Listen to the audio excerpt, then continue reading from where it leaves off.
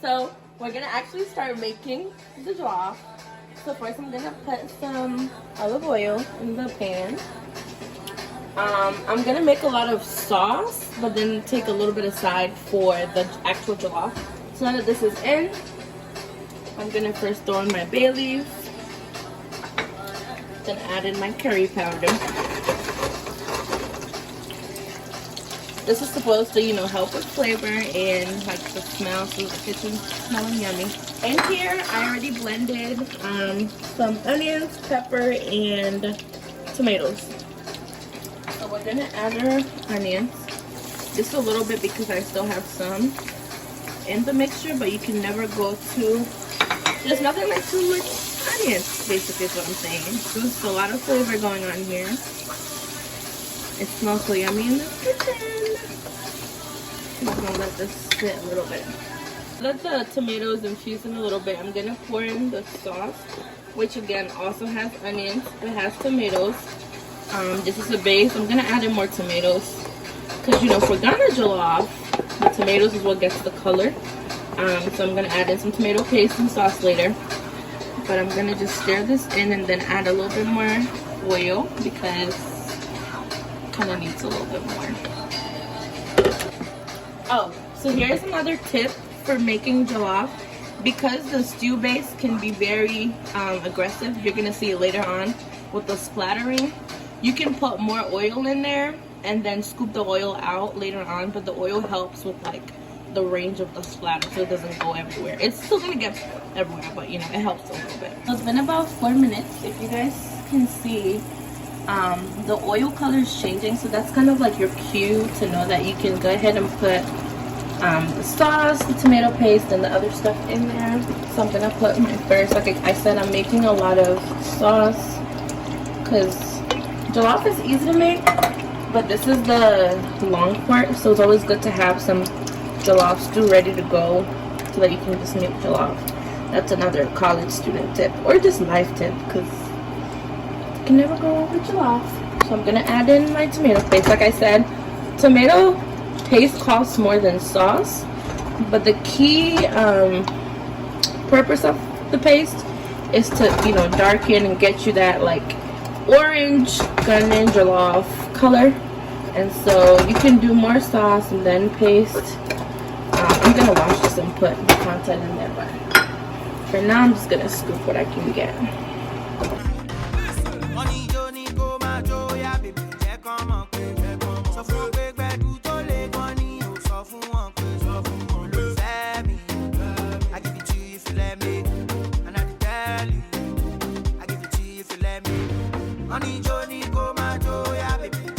I'm adding a little bit more oil because this is about to get real. As soon as it starts boiling, it's gonna splatter everywhere, but I'm gonna cover it up so that doesn't happen.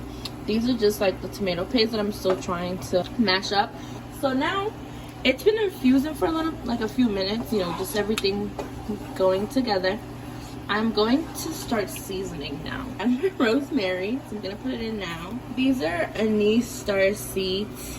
It's a little blended up. I got the actual like star, like this kitchen smells amazing because of this and the other things I'm gonna put in. And then I'm gonna add some fennel seeds. This is cloves. Basically the purpose of cloves is to kind of darken whatever you're making. So you need to add just a little bit, add a tiny little bit. And you can kind of use your eye to kind of eyeball it. Okay, so now I'm gonna put my secret recipe to everything I make, but I'm gonna add this because it's also really good. It's just the tomato version. It's the same thing, but just mainly for stews. Then I'm gonna add, because this is the same thing, I'm just gonna add a little bit more of this to give it that chicken touch. If you are vegan or vegetarian, I know some friends that like don't mind having chicken seasoning, but you could just season with whatever you like to use. I'm gonna add a cube. It's gonna all go in. I'm gonna add in some, then stir it up, and I'm gonna cover it so that it cooks. Again, we're gonna kind of pay attention to the color of the oil. I'll kind of give you a cue when you're almost all set, but also the taste as well. So what I'm gonna do now is I've been having so this pot right here has some gizzard, and like this is my stock. I'm gonna pour a little bit in there. So in here I have some smoked turkey, some chicken, some gizzard. Again, I'm not using one meat because I want that fusion of flavor, and it smells really good. It tastes amazing as well. Ooh.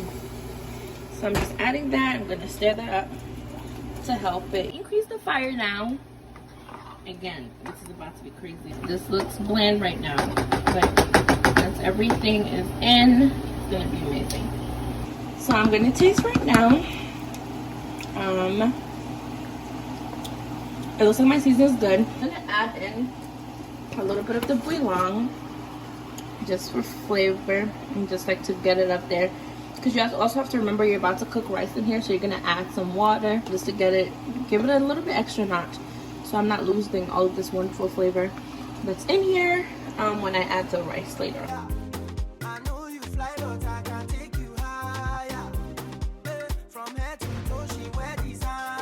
You can see, guys, I cleaned everything. My pot is looking really nice. Common jollof mistakes, basically. Sometimes people take too much base, stew, however you want to call it, than rice. So right now, this is about the quantity I have. So let me tilt it. There's a lot in here because I'm gonna save some for later. So I'm gonna scoop some aside. Then I'm gonna put in the rice because this is about maybe 3 to 4 cups of rice. But as you can see, please don't add water and start cooking jollof this way. I'm going to add one more just so you guys can see the different stages. Again, it's gonna be hard to tell you. I'm using jasmine rice, but each rice brand has like the recommended water to rice ratio. If you're making jollof, I would recommend doing 1.5 or 1.25 because as you guys can see, the rice still has some stew around it, and the stew is kind of like water in terms of moisture wise. So I'm adding a little bit more. Again, I've scooped a lot out, but we made a lot of sauce, so we still have a good amount here. I'm probably gonna add in more bay leaves because I scooped all of the ones I had away. This is a personal thing I do. Increase the fire a little bit and let it boil just so that the flavor in the stew can go in the rice a little bit before you add the water. Because once you add the water, you kind of dilute it.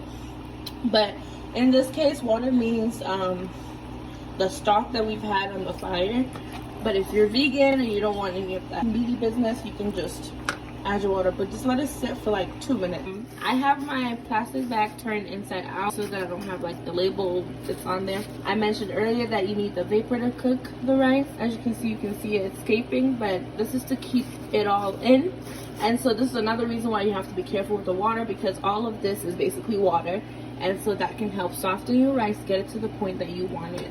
So I'm gonna cover this. This is the cooking process, but I'm gonna check back in 10 minutes because I'm using a nonstick and I need to make sure that it's not sticking. So I'm just gonna give it a stir and then let it cook as you would let normal rice cook. Okay, so now, as you can see, it's like starting to cook. If you turn the inside, you see that like kind of cooking. The bottom part is forming. So you're just gonna scoop it around.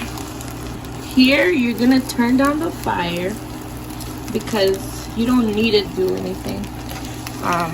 You're gonna have it on. Vapor is gonna take care of everything. One thing I'll say is that you keep track of like how the rice is doing. The seasoning is good. I think I'm gonna sprinkle just a little bit of water, and it will get you back to normal. No disgrace.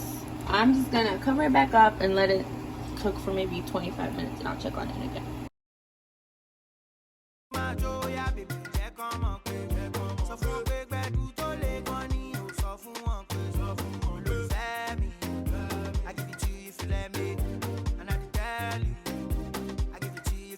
So I'm gonna just add these veggies. As you guys can see, our rice is all done. This is just, you know, to get some veggies in there. Healthy. I'm gonna just mix it in, and then I'll scoop some aside, then I'll add in more stuff.